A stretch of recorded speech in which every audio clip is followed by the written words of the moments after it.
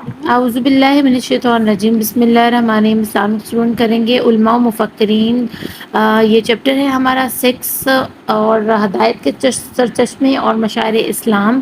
اس کا ٹاپک ہم پڑھیں گے حضرت امام جعفر صادق، اور اس کے بعد ہمارے پاس 2 علماء مفکرین کے ٹاپک رہ جاتے ہیں اسی چیپٹر کے، وچ از حضرت امام اعظم ابو حنیفہ اور حضرت امام مالک۔ تو چلتے ہیں بچوں سب سے پہلے اپنے پہلے ٹاپک حضرت امام جعفر صادق رحمۃ اللہ علیہ کی طرف۔ ان کا تعارف پڑھ لیتے ہیں، ان کی حیات مبارکہ کے بارے میں، ان کے ارلی جو ایئرس ہیں وہ کیسے ہیں۔ حضرت امام جعفر صادق رحمۃ اللہ کی ولادت بروز جمعۃ المبارک 17 ربیع الاول 80 ہجری مدینۃ الرسول صلی اللہ علیہ وسلم کی پرنور فضا میں ہوئی۔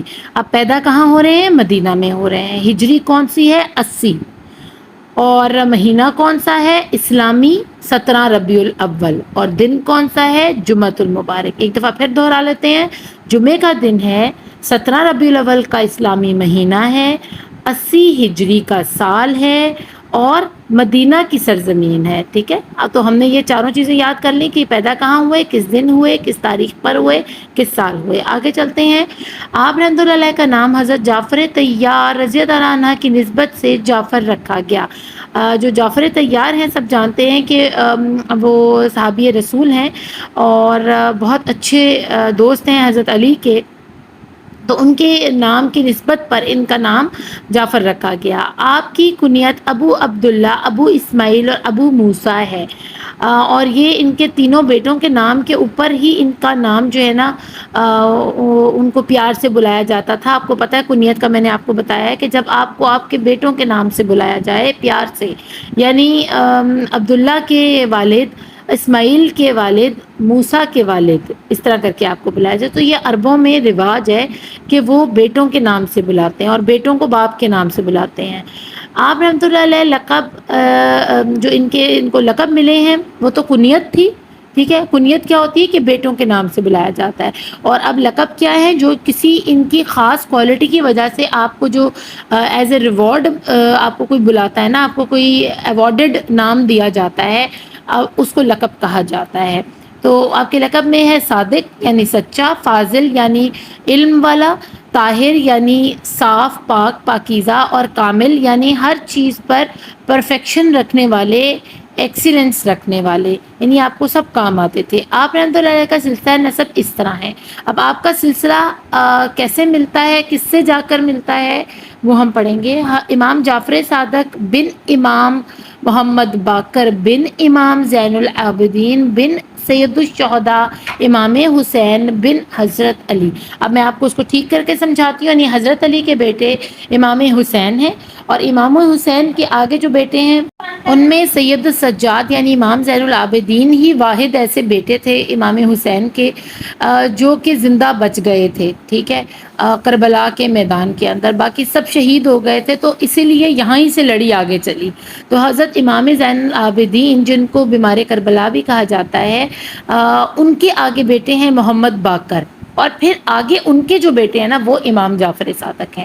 تو اگر آپ دادا سے سٹارٹ کرتے ہو، حضرت علی سے سٹارٹ کرتے ہو، پھر امام حسین، پھر زین العابدین، پھر محمد باقر، اور پھر امام جعفر صادق، تو یہ آپ کے لیے آسان ہوگا، لیکن لکھنا آپ نے اسی ترتیب سے ہے، یعنی پہلے امام جعفر اور پھر آگے سے جس طرح آگے ان کے بیٹے، ان کے بیٹے، یہ ان کے بیٹے ہیں، یہ ان کے بیٹے ہیں، اس طرح لکھنا ہے۔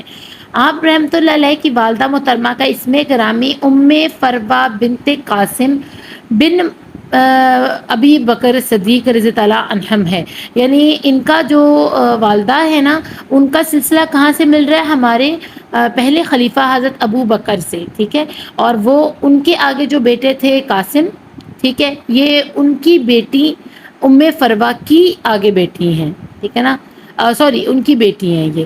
اب یعنی آپ کی والدہ کی طرف صدیقی اور والد کی طرف سے علوی فاطمی سید ہیں، یعنی دونوں طرف سے سید گھرانے سے ہیں یہ۔ آگے ہم پڑھ لیتے ہیں کہ آپ رحمۃ اللہ علیہ کے نانا سیدنا قاسم بن محمد مدینہ منورہ کے 7 معتبر فقہا میں سے ایک تھے، یعنی مدینہ میں اس وقت یہ ان کے نانا ہے سیدنا قاسم بن محمد، اور نانا کون؟ ان کی والدہ کے والد۔ ٹھیک ہے.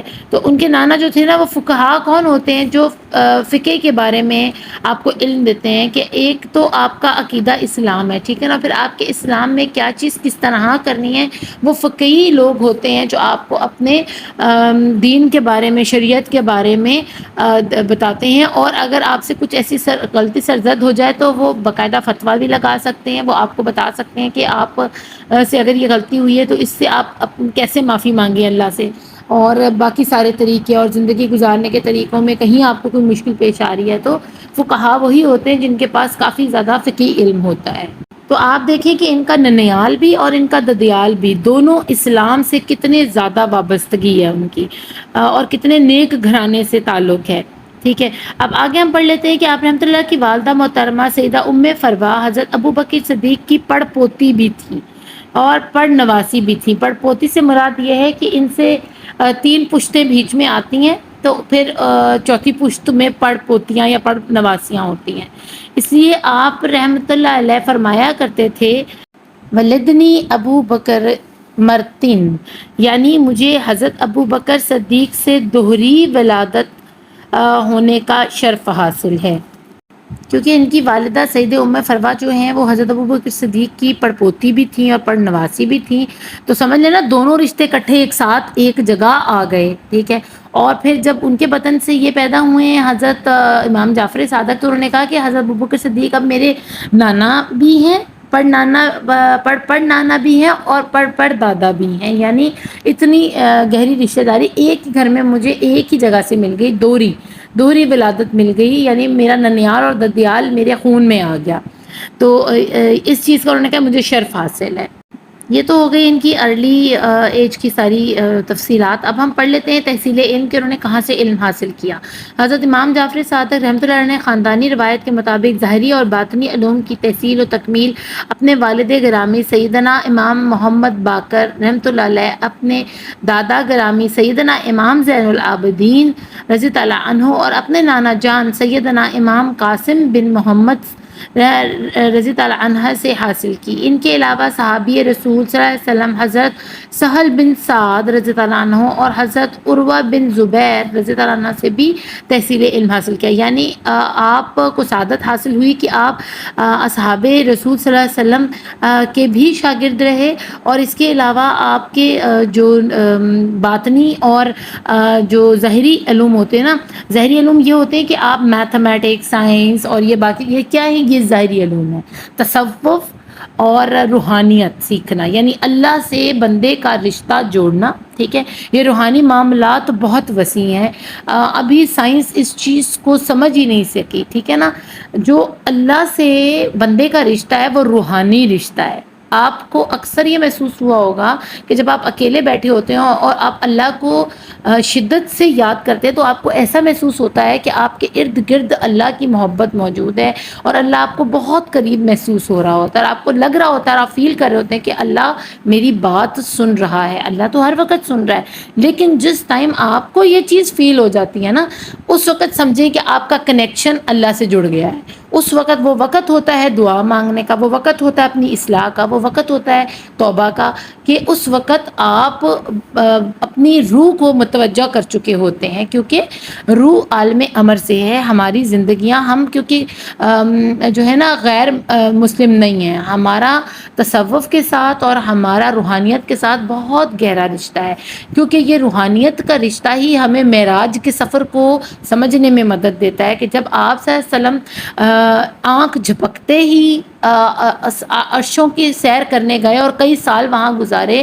ٹھیک ہے. اور کتنا وقت اللہ کے پاس گزارا، اور یہاں صرف اتنا لمحہ گزرا کہ کنڈی ہلتی رہ گئی اور بستر گرم رہا، اور جب آپ واپس تشریف لاتے ہیں تو ویسے ہی ہر چیز ہے، اور ایسے لگا جیسے صرف آنکھ ہی جھپکی یا 1 لمحہ یا 2 لمحے گزار کر آئے ہیں، لیکن وہاں کتنا عرصہ گزار کر آ گئے.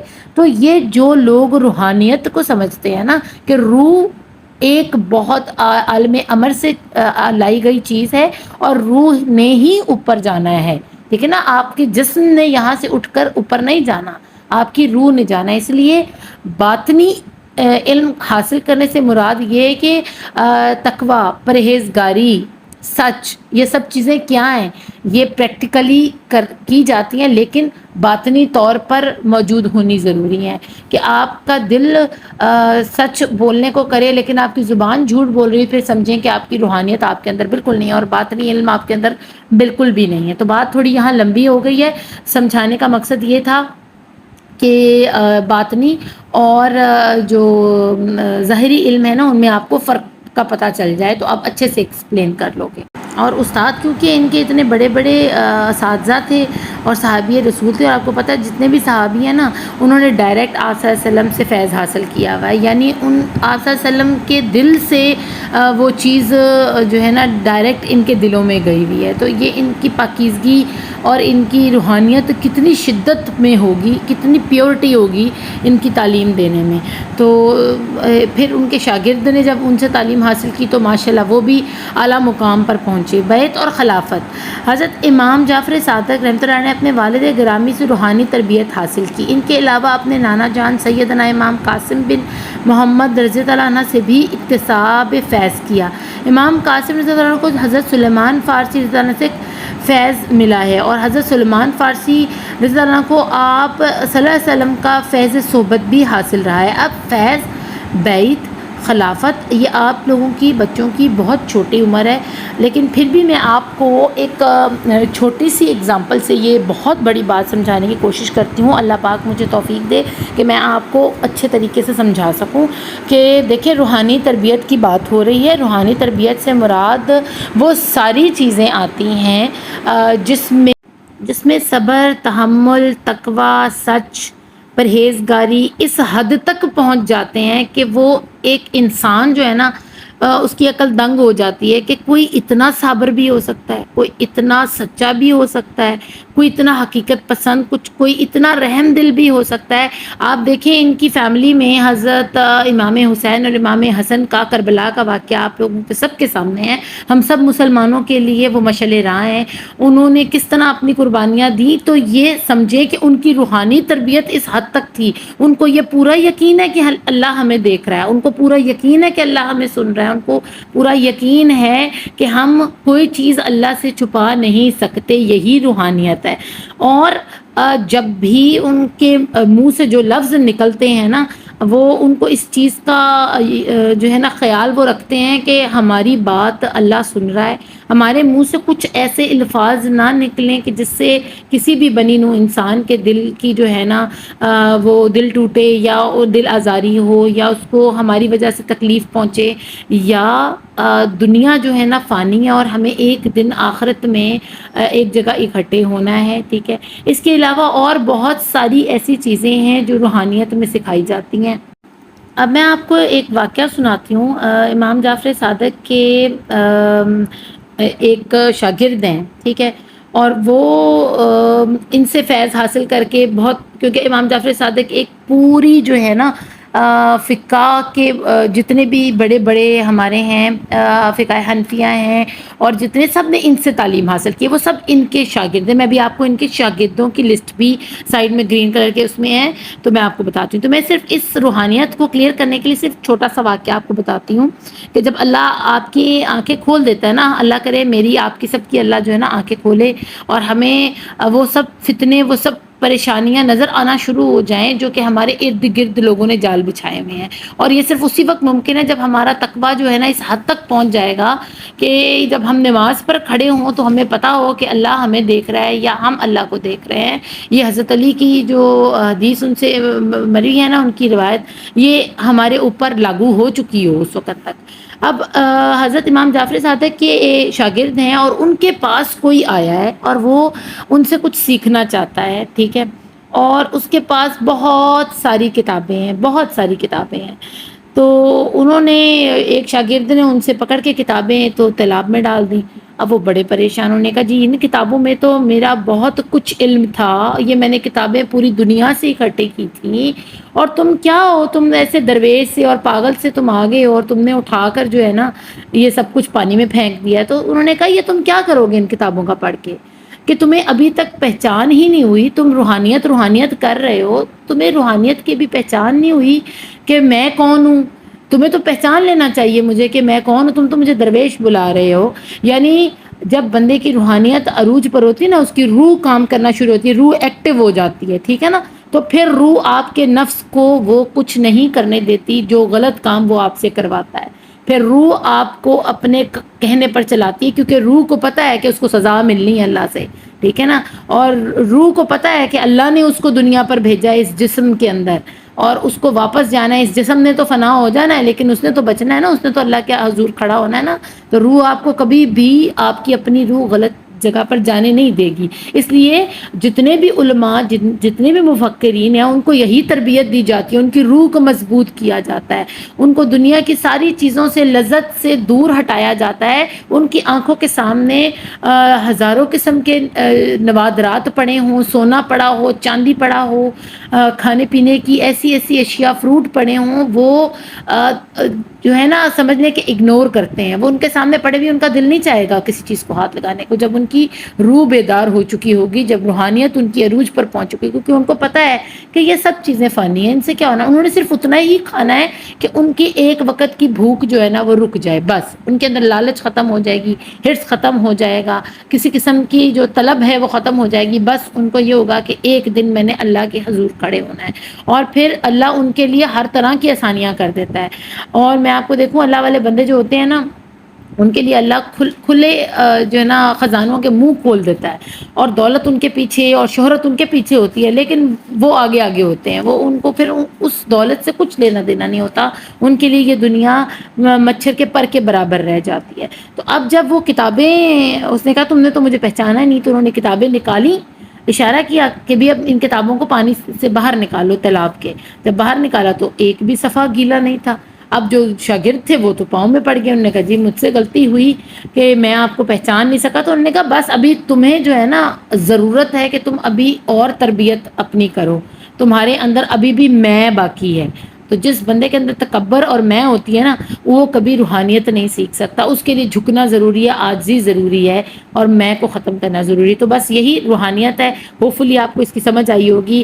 اور یہ جو ہم کہتے ہیں نا، یہ دیکھو میرے پاس اور میں اور میرے پاپا اور میری مما نے یہ مجھے لے کے دیا ہے. تو دیکھیں آپ کی ان باتوں سے وہ بچے جو وہ چیز نہیں لے سکتے، ان کا دل دکھ جاتا ہے، ٹھیک ہے نا. تو اگر آپ ابھی بچپن سے ہی یہ چیز سیکھ جاؤ گے نا، تو آپ کی روح جوانی تک پہنچنے میں اتنی پاورفل ہو جائے گی کہ پھر آپ کو یہ ساری چیزیں جو ہے نا بہت آسان لگیں گی. اور پھر آپ کے سامنے مقابلے میں کوئی نہیں کھڑا ہو سکے گا. ان شاء اللہ تعالیٰ میں آپ کو دعا دیتی ہوں، اللہ پاک آپ کو اس قابل کرے کہ اپنے ماں باپ کے لیے آپ فخر کا باعث بنیں. آگے چلتے ہیں، اپنے اس ٹاپک کو کمپلیٹ کرتے ہیں. اس کا جو اہم ٹاپک ہے اس میں آپ یہ ضرور یاد رکھیے گا کہ ممتاز شاگرد جو ہے نا حضرت امام جعفر صادق کے رضی اللہ عنہ کے، یا سوری رحمۃ اللہ علیہ کے، تو آپ نے یہ ضرور ان کے نام یاد کرنے ہیں. ان میں داؤد طائی ہیں، اور یہ بہت بڑے صوفیہ کرام کی بات ہو رہی ہے. اور اس کے علاوہ سفیان ثوری ہیں، امام ابو حنیفہ ہیں، امام مالک ہیں، ابو علی سینا، فخر الدین الرازی، جابر بن حیان. اور آپ کو پتہ ہے یہ تینوں سائنسدان ہیں، جو ابو علی سینا ہے، فخر الدین الرازی ہیں، اور جابر بن حیان ہے. تو یہ فزکس اور سائنس اور میتھمیٹکس، یہ سارے بڑے بڑے جو ہیں نا فزسٹ ہیں، اور کیمسٹری کے بہت بڑے بڑے سائنسدان ہیں جن کے میں نام لے رہی ہوں. تو آپ حساب لگائیں کہ ان کے ٹیچر حضرت امام جعفر صادق ہیں. تو اور امام ابو حنیفہ اور امام مالک جو ہیں، آپ کو کون نہیں جانتا ان کو. انہوں نے ہماری حنفیہ کی کتابیں جو ہیں، اہل سنت والجماعت جو ہیں سب امام ابو حنیفہ کے ماننے والے ہیں، حنفی جتنے ہیں، اور باقی بھی سب ہم مسلمان ایک ہیں. تو یہ آپ انہوں نے سب کے نام جو ہے نا بہت اچھے سے یاد کرنے ہیں، یہ بہت امپورٹنٹ ہے. آگے ہم پڑھتے ہیں تعلیم و تربیت کے بارے میں، کہ حضرت امام جعفر صادق ظاہری و باطنی علوم کے جامع تھے، ریاضت اور عبادت اور مجاہدے میں مشہور تھے. ریاضت، عبادت اور مجاہدہ کیا ہوتا ہے؟ انتہائی کم کھانا، زیادہ تر جو ہے اپنے آپ کو نماز میں اور عبادات میں مگن رکھنا، ٹھیک ہے نا. اس کو یہ کہا جاتا ہے. تمام عالم اسلامی میں آپ رحمۃ اللہ علیہ کی علمی جلالت کا شعرا تھا پوری دنیا میں. پورے جو اسلام جہاں جہاں پھیلا ہے نا، اس وقت جب امام جعفر صادق تھے نا اپنی حیات میں، تو ساری دنیا کے لوگ ان کو جانتے تھے، دور دور سے لوگ تحصیل علم کے لیے آپ رحمۃ اللہ کی خدمت میں حاضر ہوتے تھے، اور یہ انہی کا ہمارے اوپر احسان ہے کہ انہوں نے دین کو اور فقہ کو جو زندگی بخشی ہے نا۔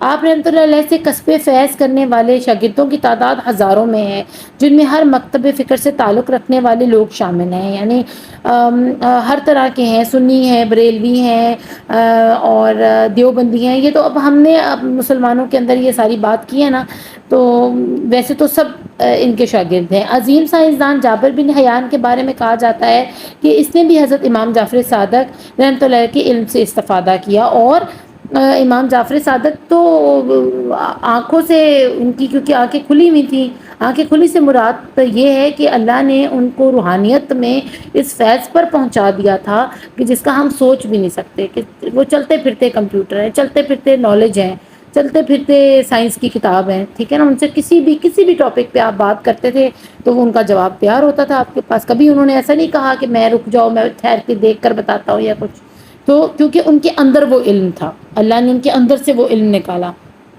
ٹھیک ہے۔ تو تصانیف پڑھ لیتے ہیں کہ کون کون سی کتابیں ہیں جو انہوں نے لکھی ہیں۔ حضرت امام جعفر صادق رحمۃ اللہ کی تصانیف کی طویل فہرست ہیں۔ آپ رحمۃ اللہ کی تصانیف کی تعداد 150 کے قریب بتائی جاتی ہے، جن میں سے رسالہ عبداللہ ابن النجاشی، رسالہ مروی عن الامش، رسالہ توحید مفضل اور کتاب الحلیلجہ زیادہ مشہور ہیں۔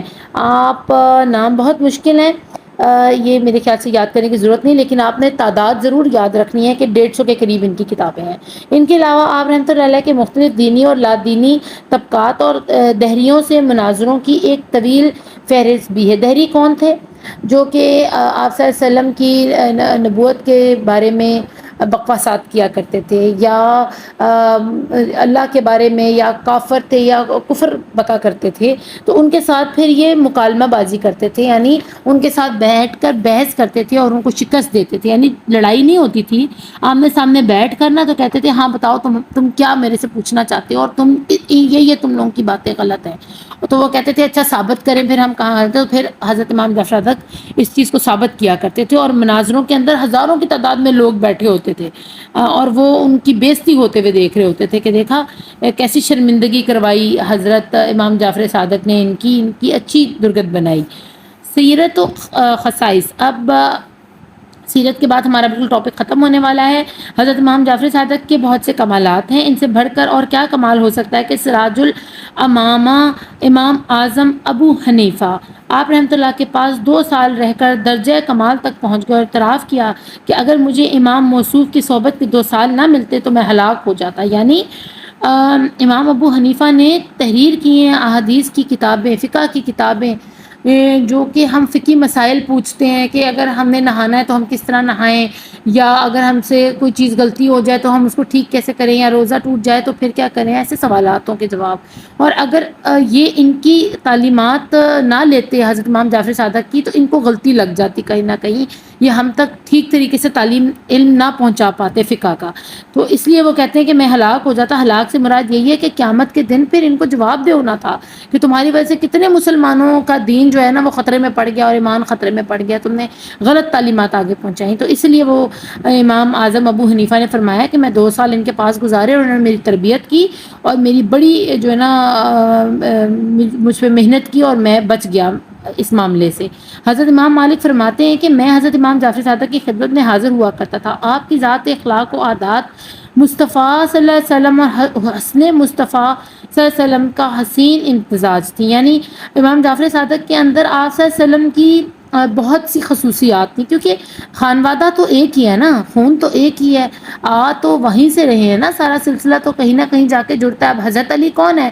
وہ چچا زاد بھائی ہیں، حضرت ابو طالب کے بیٹے ہیں، اور امام حضرت محمد صلی اللہ علیہ وسلم کے چچا زاد بھائی ہیں، ٹھیک ہے۔ تو وہ چچا کا خون اور تایا کا خون تو ایک ہی ہوتا ہے نا، یعنی حضرت جو حضرت علی ہیں وہ حضرت محمد صلی اللہ علیہ وسلم کے چچا زاد بھائی ہیں، تو خون تو ایک ہی چل رہا ہے نا، اور آگے سے پھر یہ حضرت علی کی لڑی میں سے حضرت امام جعفر صادق ہے۔ تو اس لیے ان کے اندر بہت ساری ایسی چیزیں تھیں جو آپ صلی اللہ علیہ وسلم سے ملتی جلتی تھیں. تمام نسبتوں اور فضیلتوں کے باوجود آپ رحمۃ اللہ سب سے زیادہ خوف خدا کے مالک تھے.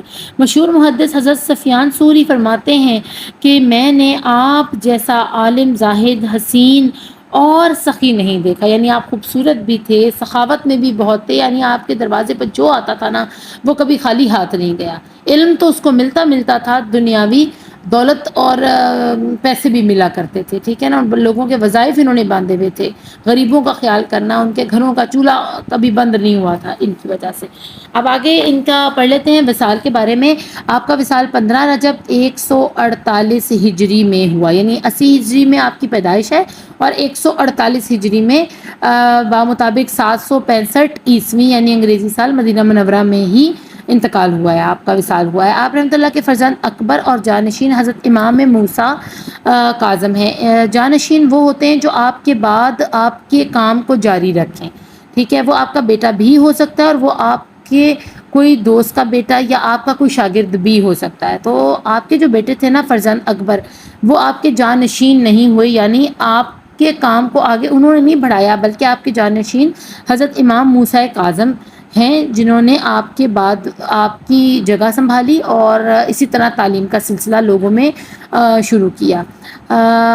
نے تجہیز و تکفین کی، یعنی قبر کا انتظام اور نماز جنازہ اور کفن دفن سب کچھ، اس کو تجہیز اور تکفین کہتے ہیں. جو ہم مردے کے لیے سب کچھ لے کر آتے ہیں نا، کفن آتا ہے اور باقی سارے جو لوازمات ہیں، جو چیزیں ہوتی ہیں اور قبر کھدوائی جاتی ہے، تو یہ ساری چیزیں امام موسیٰ کاظم نے کی کیونکہ وہ جانشین بنے. ان کے بعد ان سب کچھ انہی کو ملنا تھا. ان کا جو جتنا بھی گدی نشینی تھی یا جو بھی کام کیا کرتے تھے وہ انہوں نے سنبھالنا تھا. جنت البقیع کے اس احاطے میں آپ رحمۃ اللہ علیہ کو بھی دفن کیا گیا، جہاں اس سے پہلے حضرت امام حسن رضی اللہ عنہ، حضرت امام زین العابدین، حضرت امام محمد باقر رحمۃ اللہ علیہ ہم اجمعین دفن ہو چکے ہیں. تو یہ اپنے خانوادے میں ہی انہی کے آس پاس ان کو دفن کیا گیا. تو یہ تھے ہمارے پیارے حضرت امام جعفر صادق رحمۃ اللہ علیہ. اللہ ان کے اوپر ہزاروں کروڑوں درود شریف، اور کیونکہ یہ خانوادہ نبی ہیں، اللہ ان کی بخشش فرمائے اور ان کے صدقے ہماری بھی بخشش فرمائے اور ہمیں بھی توفیق دے کہ ہم بتائے ہوئے راستوں پر جو ہے نا آپ صلی اللہ علیہ وسلم کے صحیح طریقے سے چل سکیں، ان کی تعلیمات پر عمل کر سکیں. اپنا خوب خیال رکھیے گا. Thank you for watching. اللہ نگہبان.